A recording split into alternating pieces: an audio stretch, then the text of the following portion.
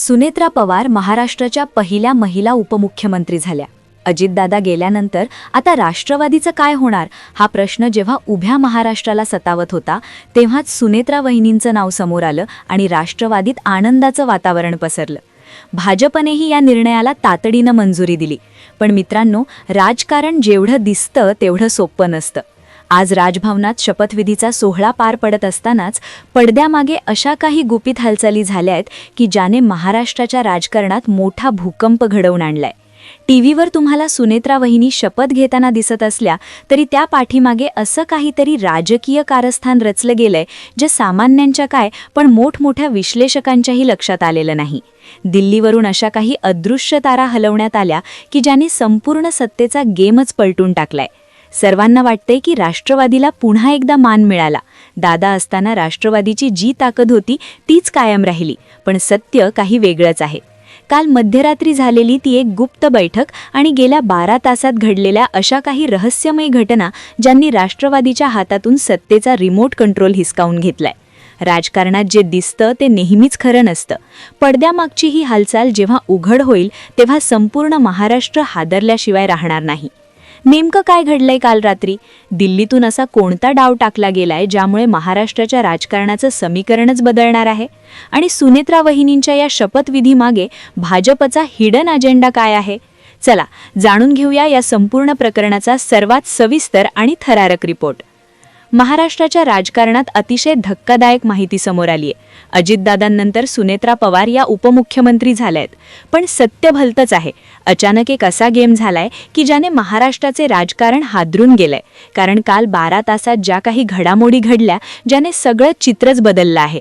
भाजपने नेमकं काय ठेवलंय की ज्यामुळे राष्ट्रवादी आता अडचणीत येणार आहे? सविस्तर माहिती आपण जाणून घेतोय. पहा, राजकारणाचे समोर दिसतं ते खरं असतं असं नाही. कारण पाठीमागे पडद्यामागे ज्या गोष्टी घडतात त्या कोणालाच माहिती नसतात. अजितदादा ज्या दिवशी गेले त्यांच्या दुसऱ्या दिवशी जेव्हा त्यांचा अंत्यविधी होत होता, खरं तर या कथेची सुरुवात इथूनच झाली होती. 29 जानेवारीला बारामतीच्या विद्याप्रतिष्ठानमध्ये जेव्हा अजितदादांच्या पार्थिवावर अंत्यसंस्कार होत होते तेव्हा संपूर्ण देश टीव्ही स्क्रीनवर डोळे लावून बसला होता. पण त्या गर्दीत 2 अशा व्यक्ती होत्या ज्यांचं तिथे असणं केवळ सांत्वनापुरतं मर्यादित नव्हतं. केंद्रीय गृहमंत्री अमित शहा आणि भाजपचे नवीन राष्ट्रीय अध्यक्ष नितीन नवीन. शिष्टाचारानुसार अमित शहांच्या नंतर मुख्यमंत्री देवेंद्र फडणवीस यांनी श्रद्धांजली वाहायला हवी होती. पण झालं उलटच. दुसऱ्या क्रमांकावर नितीन नवीन आले. का? देशाच्या गृहमंत्र्यांना आपल्या पक्षाध्यक्षांना सोबत घेऊन बारामतीत येण्याची गरज का भासली? तिथेच या मिशन सुनेत्राची पहिली वीट रचली गेली होती. असं म्हटलं जातंय की त्या दुःखाच्या वातावरणातही अमित शहांचे डोळे काहीतरी शोधत होते. ते शोधत होते अजितदादांच्या गटाची अस्वस्थता. त्याचवेळी बारामतीत आणखी एक गोष्ट घडत होती. सुप्रिया सुळेंची बॉडी लँग्वेज. त्या स्वतः सुनेत्रा वहिनींना हाताला धरून इकडे तिकडे नेल्याचे फोटो आपण पाहिले. वरवर पाहता हे प्रेम वाटत होतं. पण राजकारणात काही गोष्टी दिसतात तशा नसतात. असं बोललं जात आहे की अजितदादांच्या गटातील सुनील तटकरे, छगन भुजबळ आणि प्रफुल्ल पटेल या नेत्यांना सुप्रियाताईंचं हे नियंत्रण खटकत होतं. त्यांना भीती होती की दादांच्या जाण्यानंतर दोन्ही राष्ट्रवादींचं विलिनीकरण होईल आणि दादांनी उभं केलेलं अस्तित्व शरद पवारांच्या सावलीत पुन्हा हरवून जाईल. अमित शहांनी नेमकी हीच अस्वस्थता ओळखली. विश्वसनीय सूत्रांच्या माहितीनुसार अमित शहा आणि सुनेत्रा वहिनी यांची एक मोजक्या शब्दांची भेट झाली. अवघी काही मिनिटं.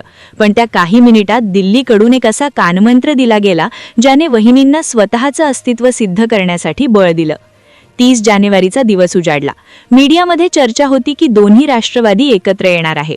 शरद पवार गटाचे अमोल कोल्हे आणि अनिल देशमुख यांनी तर दादांची शेवटची इच्छा असा नॅरेटिव्ह सेट करायला सुरुवात केली होती. पत्रकारांनी मंत्रिमंडळाची वाटणीही करून टाकली होती. पण खऱ्या हालचाली तर मुंबईतील गुप्त बंगल्यांवर सुरू होत्या. काल रात्री बारामतीत रक्षा विसर्जन झालं. विधी संपले आणि अचानक सुनेत्रा वहिनी आपल्या मुलांसह मुंबईकडे रवाना झाल्या. कोणालाही थांगपत्ता नव्हता.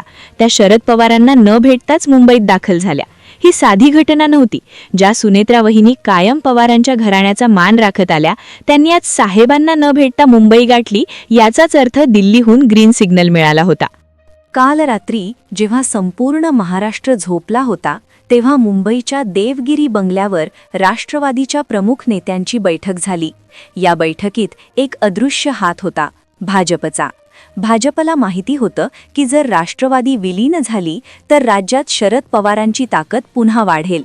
भाजपला हे कदापि नको होतं. असं मानलं जात आहे की देवेंद्र फडणवीस यांच्या निरोपानुसार निरोप राष्ट्रवादीच्या नेत्यांना दिला गेला.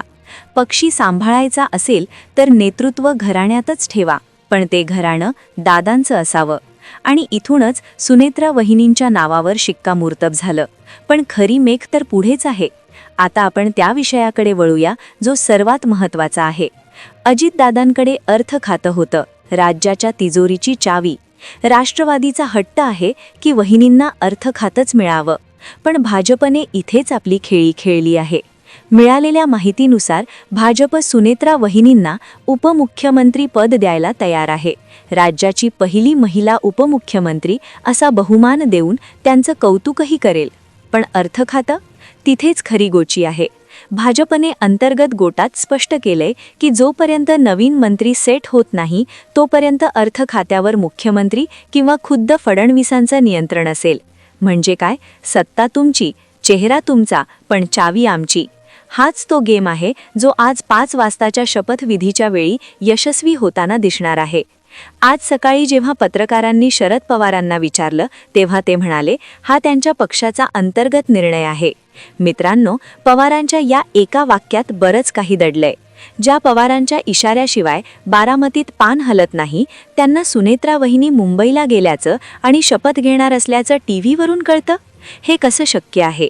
याचा अर्थ असा लावला जात आहे की अमित शहांनी बारामतीत येऊन अशी काही राजकीय तटबंदी केली की पवारांना सुद्धा त्यात हस्तक्षेप करण्याची संधी उरली नाही.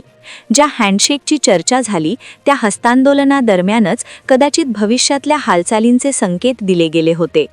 कल्पना करा, आज दुपारी 1 वाजता मंत्रालयात काय घडलं असेल. राष्ट्रवादीचे आमदार विधिमंडळात एकत्र आले. सुनील तटकर यांनी पत्र दिलं, पण त्याच वेळी वर्षा आणि सागर बंगल्यावरून फोन्स फिरत होते.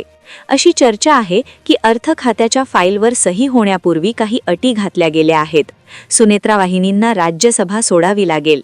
त्या विधानसभेवर कशा येणार हा पुढचा पेच आहे. पण भाजपने हे सगळं इतक्या वेगानं घडवून आणलंय की कोणाला विचार करायला वेळच मिळू नये. दादांच्या अपघाताचा जो उल्लेख आपण आधी केला होता त्याचा संबंध इथे लागतो. दादांच्या जाण्याने जी पोकळी निर्माण झाली ती भरून काढण्यासाठी वहिनींना समोर केलं गेलं, जेणेकरून जनतेची सहानुभूतीही मिळेल आणि शरद पवारांच्या विलिनीकरणाच्या प्लॅनला सुरुंगही लागेल. प्रोफेशनल भाषेत सांगायचं झालं तर ही एक कॉर्पोरेट टेकओव्हर सारखी परिस्थिती आहे. राष्ट्रवादीचा ब्रँड टिकवला गेलाय, पण बोर्ड ऑफ डायरेक्टर्समध्ये भाजपचे लोक बसले आहेत. अर्थ, नियोजन, उत्पादन शुल्क ही खाती जोपर्यंत वहिनींच्या हातात अधिकृतपणे येत नाहीत आणि त्यावर त्यांचं वर्चस्व राहत नाही तोपर्यंत हे पद केवळ शोभेचं ठरेल का, अशी शंका राजकीय वर्तुळात व्यक्त केली जात आहे. प्रेक्षकांनो, इथे गोष्ट मी स्पष्टपणे सांगतो. या व्हिडिओत जे काही मुद्दे मांडले ती कुठली अधिकृत घोषणा नाही किंवा कुठले थेट आरोप नाहीत किंवा कोणाच्या विरोधात केलेले दावे नाहीत. ही सगळी माहिती राजकीय घडामोडी, उपलब्ध संकेत आणि राजकीय विश्लेषकांमधल्या सुरू असलेल्या चर्चांवर आधारित फक्त शक्यता आहे. राजकारण जे असतं, जे दिसतं ते पूर्ण सत्य असतंच असं नाही, आणि जे पडद्यामागे घडतं ते अनेकदा नंतर समोर येतं. म्हणूनच आम्ही फक्त प्रश्न विचारतोय, शक्यता मांडतोय आणि तुम्हाला विचार करायला भाग पाडतोय. अंतिम निर्णय, अंतिम सत्य हे वेळच ठरवेल. पण तुम्हाला काय वाटतं? ही सगळी घडामोड केवळ योगायोग आहे की यामागे काहीतरी वेगळं राजकारण शिजतंय? कमेंटमध्ये तुमचं मत नक्की सांगा. तुमचं मतच या चर्चेला दिशा देऊ शकतं. त्यामुळे चॅनलला नवीन असाल सबस्क्राईब करा. माहिती आवडली असेल तर व्हिडिओला लाईक करायला विसरू नका आणि हा व्हिडिओ जास्तीत जास्त शेअर करा. झालेल्या निर्णयावर आणि घडलेल्या घडामोडींवर तुमचं मत काय आहे हे व्यक्त करायला विसरू नका. धन्यवाद.